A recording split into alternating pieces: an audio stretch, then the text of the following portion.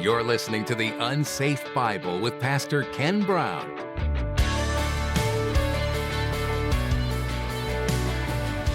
Trying not to pick on any specific religion, but there are some that require you to climb a hill or go to a certain temple and ring bells a certain number of times. There's another one that makes you walk around, they want you to walk around this rock in the middle of the desert. And you can actually watch that live on TV now too, if you really are into that. Great, they're walking around a rock.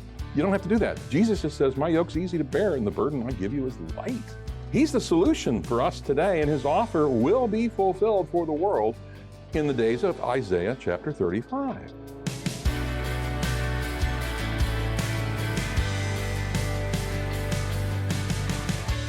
There are so many religious beliefs worldwide, but what makes Christianity different from the rest? Why should you believe in Jesus when you could believe so many other religions that might seem more logical? Jesus teaches us that his burden is easy and his yoke is light. You don't have to work or earn your salvation. You don't have to do fancy rituals and hope you're saved. Today, Pastor Ken will remind you that following Jesus is easy. Nothing is required from you besides faith in the Bible. Well, let's join Pastor Ken in the book of Isaiah chapter 35 as he begins his message, The Future for Israel. We're going to be talking about the future of Israel, and it's the future of the world. And Lord willing, we're going to get the whole chapter done, okay? It's 10 verses.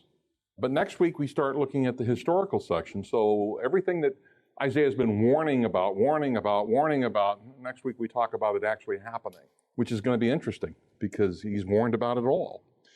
But here Isaiah is actually wrapping up the first part of his prophetic ministry before he moves into the history section.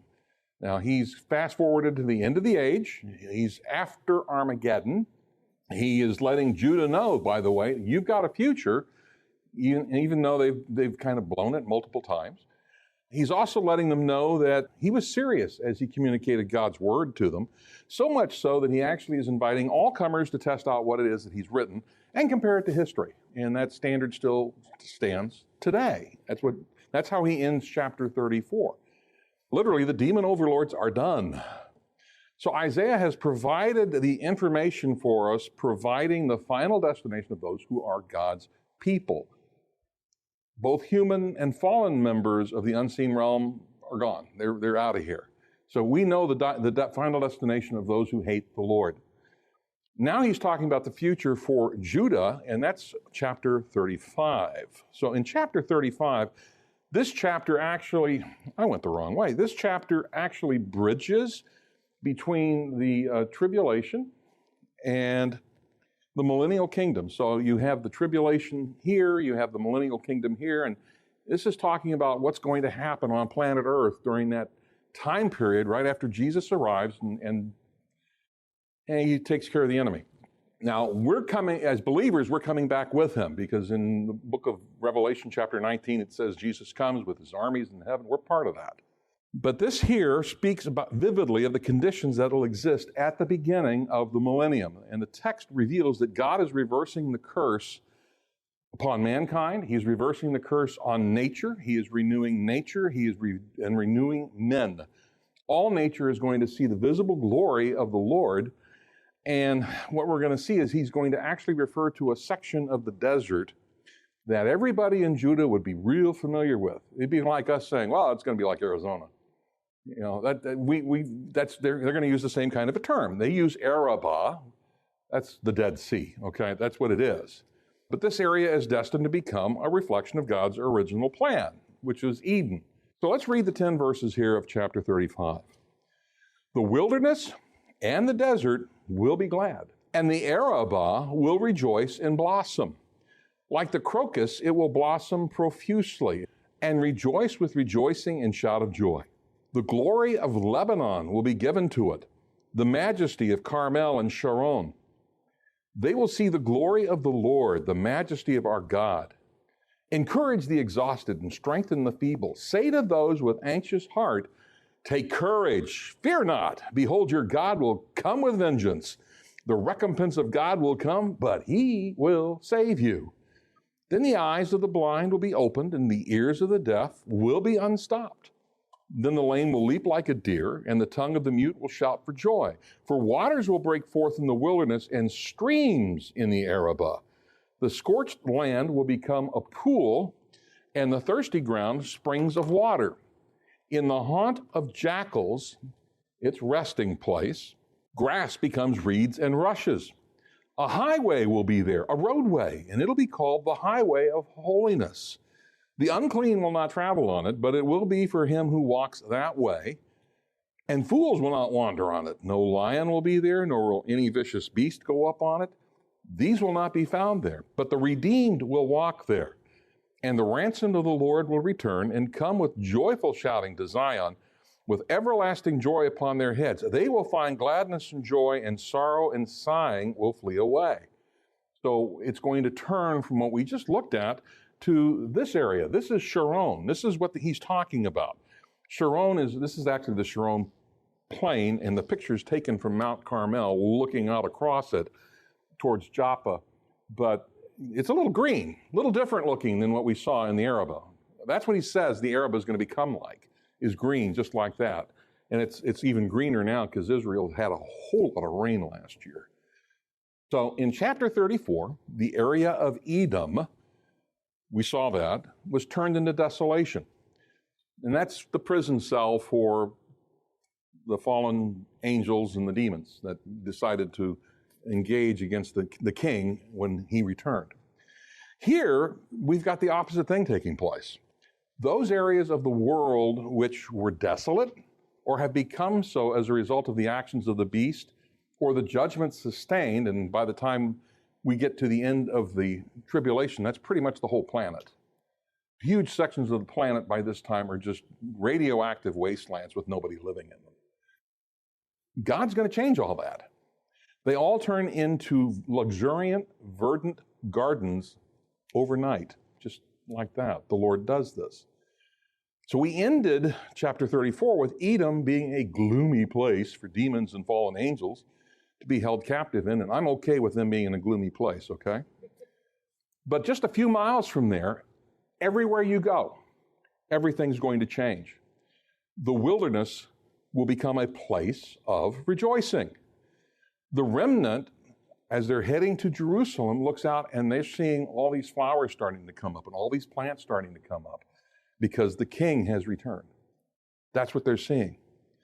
So to make sure that we understand the level of change that will result from Messiah being on the throne, Isaiah uses a desert area that his readers would be familiar with. It's the Rift Valley area around the Dead Sea. The operative word is dead. Nothing grows there. The water is so salty that you can't, well, I wouldn't recommend swimming in it, but you're going to float. You can't go under the water. It's just not possible. It's a great place for a mud bath because of all the chemicals. Don't get it in your eyes. Just don't get it in your eyes. But that's about all it's good for at this point, is for the mining of the chemicals.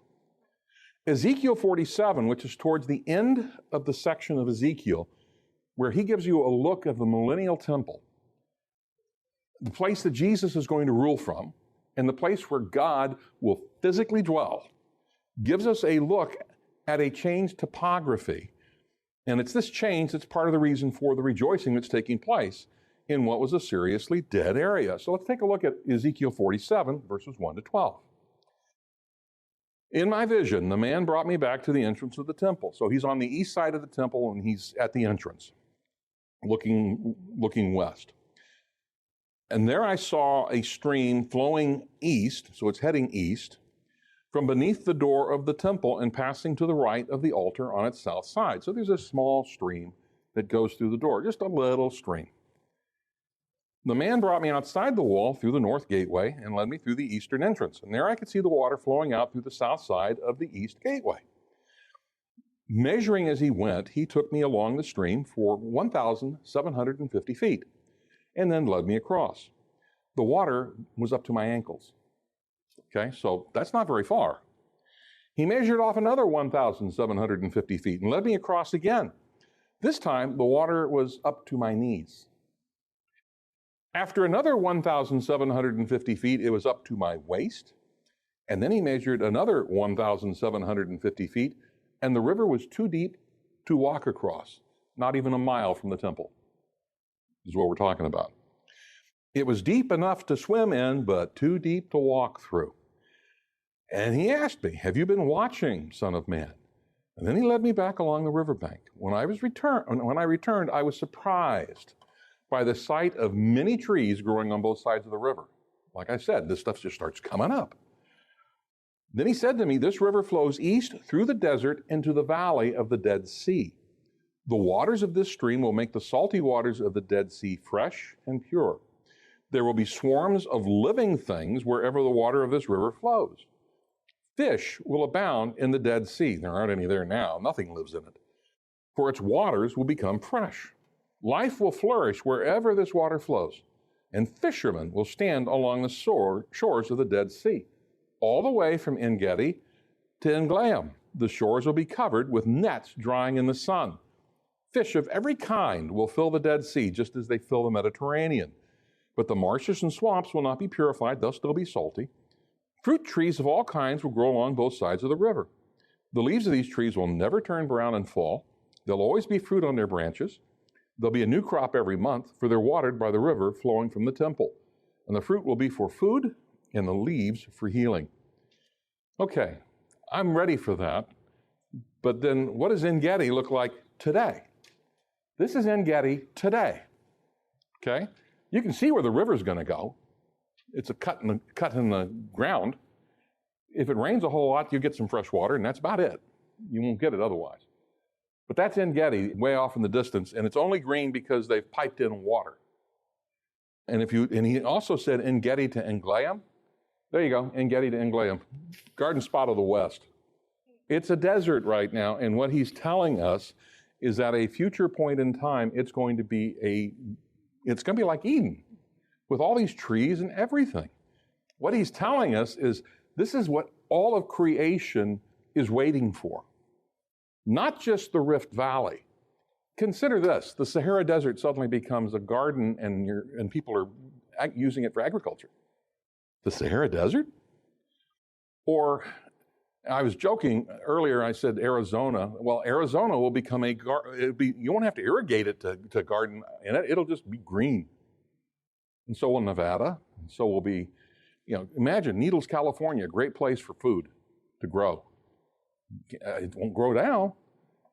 It's just amazing. I mean, I think about places in Saudi Arabia and Kuwait where nothing grows, it's 130 degrees every day, and you kind of go, why am I here, Lord? Well, because you signed up and joined the Air Force. That's why you're here. So, that's how that works out. But that's what I think of when I think of desert. That's a desert. Well, when the king's on the throne, there won't be a desert anywhere on the planet. That word will disappear.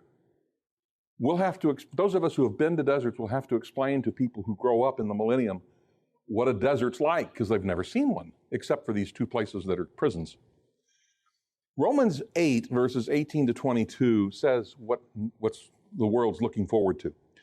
I consider that the sufferings of this present time are not worth comparing with the glory that is to be revealed to us. For the creation waits with eager longing for the revealing of the sons of God. For the creation was subjected to futility, not willingly, but because of him who subjected it, in hope that the creation itself will be set free from its bondage to corruption and obtain the freedom of the glory of the children of God. For we know that the whole creation has been groaning together in the pains of childbirth until now. But at this point, in chapter 35, the groaning is over with. Everything that nature has been looking forward to, which is the end of the curse and everything becoming like Eden again, is happening. I mean, you have to remember, the day of redemption is what we're talking about. It's a package deal. It's not just salvation for us, and by the way, that's pretty good all on its own, but it includes all of creation, not just you and me. Jesus takes the meaning of what it is to be the kinsman redeemer, and he just literally stands us on its head. He is the ultimate kinsman redeemer. The picture drawn for us in the Old Testament doesn't even come close to the reality when Messiah is on the throne in Jerusalem. And that's what we're having to see here. So we come to verse 2. It will blossom profusely and rejoice with rejoicing and shout of joy. He's talking about the desert rejoicing with a shout of joy. The glory of Lebanon will be given to it, all the trees and everything that used to be in Lebanon. I have to say it used to be. It's not like that there now. The majesty of Carmel and Sharon, which we saw. They will see the glory of the Lord, the majesty of our God. Never again will the nation of Israel say, well, desert places are where demons reside. Now they'll say, well, they're in this place and that's it. But when Israel came from Egypt, everywhere outside the camp they thought was where demons resided. And they were sacrificing to goat demons and doing other really crazy things. Never again will they do that. The demons are imprisoned. There are no more desert places once you move away from those two prisons. With Jesus on the throne, everywhere on the planet is now a place of beauty and rejoicing. Now, stop and think about this. If you're one of the folks who survived the tribulation and you are going into the millennial kingdom, for the last 7 years, you've been seeing a deteriorating ecological condition planet-wide. Global warming, yeah, it really did happen. All the ice caps melted? Yep, they sure did. Seas rise? Yeah, there are no more islands. All the mountains are flat. There have been huge earthquakes. Areas of the planet are uninhabitable and radioactive. And suddenly, they're all restored back to what they were intended to be in Eden. I mean, just like that. Suddenly, they all look like Yosemite on a good day. What? Yeah, Isaiah has previously given us a hint of what the world would look like just before Messiah arrives. And he tells us in Isaiah 24, the earth is broken asunder, the earth is split through, the earth is shaken violently, the earth reels to and fro like a drunkard, and it totters like a shack, which means it's no longer on its axis, it's not spinning the way it should be, it's been damaged because of all of the wars been fought on it. Transgression is heavy upon it, and it will fall, never to rise again. So it'll happen in that day that the Lord will punish the host of heaven on high. Now they're all in prison now. And the kings of the earth on earth. And they'll be gathered together like prisoners in the dungeon, and will be confined in prison. And after many days, they will be punished. Now, we just went through that in chapter 34. But now Jesus is on the throne. They will see the glory of the Lord, the majesty of our God. And creation is now free of the curse caused by the fall in Genesis 3. Just imagine going out enjoying a beautiful day with no mosquitoes, no no-see-ums, no biting flies. I'm looking forward to this. I really am.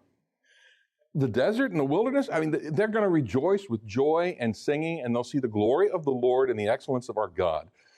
It's the habit of Isaiah here to invest nature with consciousness, but I'm ready to actually hear it as we're out there after Jesus returns. And we see that nature is seeing the same thing that we're seeing, and it's glorifying God because of it. I love the picture of the trees clapping their hands that we see in the book of Psalms. Let me get it down to my reality. A world where I don't have to weed anymore. I like that. I can get into it. And all crops produce instead of dying. Every tree will have crops. I mean, it'd be great. It's more than enough, and it's all the time. I spent a lot of time in dry lake beds out west. There aren't going to be any more dry lake beds. They're going to be filled with water.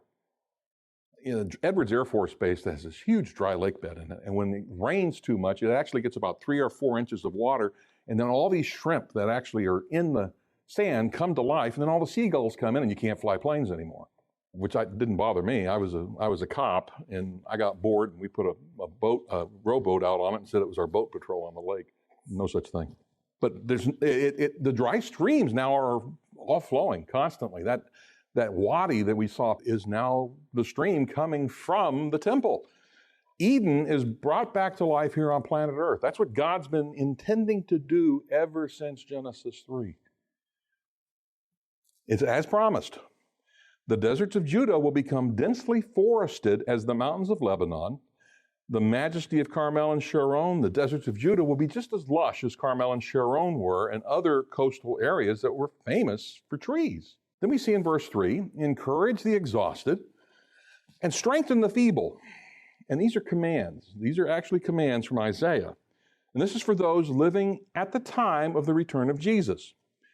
It's been a horrible 7 years. He's arrived to rescue them. But it was still a horrible 7 years. Some of the remnant are struggling at this point, and who wouldn't be? I mean, after everything that's gone on. These two commands are a specific call for the remnant to have courage, to be strong as they see Messiah take the throne, never to leave. It's something we can even identify with today. You ever get tired? Yeah, I do. And I've noticed that when I'm exhausted and I'm tired and try and do something that requires manual dexterity, not possible. The closest I can come to doing something with manual dexterity when I'm tired and exhausted is use a hammer and destroy it. I can do that, but I can't build anything when I'm really, really pooped. We need this. And by this time, the world will need it too. In Matthew 11, verses 28 to 30, Jesus says this. He says, "Come to me, all of you who are weary and carry heavy burdens." Well, that's all of us. He's talking about the heavy burden of sin, the heavy burden of life, trying to worry and do everything without Him. He says He'll give us rest, and He does. He says, "Take my yoke upon you. Let me teach you, because I'm humble and gentle at heart, and you will find rest for your souls. For my yoke's easy to bear, and the burden I give you is light." He doesn't make us go and trying not to pick on any specific religion, but there are some that require you to climb a hill or go to a certain temple and ring bells a certain number of times. There's another one that makes you walk around. They want you to walk around this rock in the middle of the desert. And you can actually watch that live on TV now, too, if you really are into that. Great, they're walking around a rock. You don't have to do that. Jesus just says, "My yoke's easy to bear, and the burden I give you is light." He's the solution for us today, and His offer will be fulfilled for the world in the days of Isaiah chapter 35. Now, in this verse, the original words in the Hebrew for weak and feeble, you would expect them to be, okay, we're going to go into grammar. You would expect them to be adjectives, but they're actually participles. And what that means is that they have a special relationship to time. It describes not a permanent state, but a temporary state of weakness or disability. Those whose hands are now weak and their knees now feeble and tottering, encourage them and they're going to be stronger. The Lord's going to restore them, is what He's talking about. Isaiah continues with the encouragement in verse 3 and gives the reason why encouragement's needed here in verse 4. "Say to those with anxious heart, take courage, fear not. Behold, your God will come with vengeance. The recompense of God will come, but He will save you." Now, the remnant of Israel will have multiple reasons to need to be strengthened, to become courageous, and they're all going to be anxious. What's going to happen now? We've just lived in the desert for 3.5 years, hiding out. Where's Uncle Isaac? What happened to him? I know some of my relatives were killed. Where are they going to be? What's happened? What's up? Well, they're being resurrected. They don't know that yet, but that's happening. If they were believers, if they were part of the believing nation. So what you have is anxiety and worry all rolling into the last days. And you think you worry now? You don't worry at all. This is like living in Nazi Germany at the height of the German rule in certain areas of France, where you don't know if the knock on the door is the SS coming to take you away or not. That could be here in 18 months. You never know. But it's anxiety. It's worry. And God's going to visibly show up in the person of Jesus Christ and say, "Don't worry about anything. I win. It's done."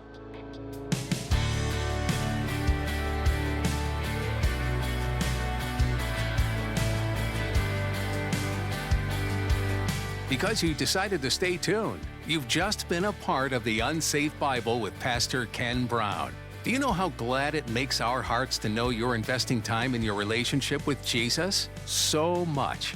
In fact, would you connect with us and share a little about what's been happening in your life and how this radio ministry has affected you? The unsafebible.com has a space for you to do just that. Go to the Connect tab at the side and then click on the Connect card. Once there, fill out the form, and then we'll be sure to touch base with you. Pastor Ken's message from Isaiah today left me reflecting on my own life and how I treat people. Do I treat them how I want to be treated? Do I give them the cold shoulder when I feel like it? Or do I choose kindness over retaliation? Isaiah was one of the major prophets that confronted some of these common issues we still face today. You don't want to miss any of these teachings. Trust me. If you already have, don't sweat it. We have your bases covered. Just go to the unsafebible.com and click on Media. There you'll find this and other messages to listen to. If Go Go Go is your middle name and you can't seem to find a still moment, you can follow us via Facebook, Twitter, and YouTube. We'd also like to personally invite you to attend one of our services. Find all the information you need, including directions, at our website. And just in case you've forgotten, it's the unsafebible.com. We hope to meet you soon. That's it for today. Thanks for listening. Come back again for more of the Unsafe Bible.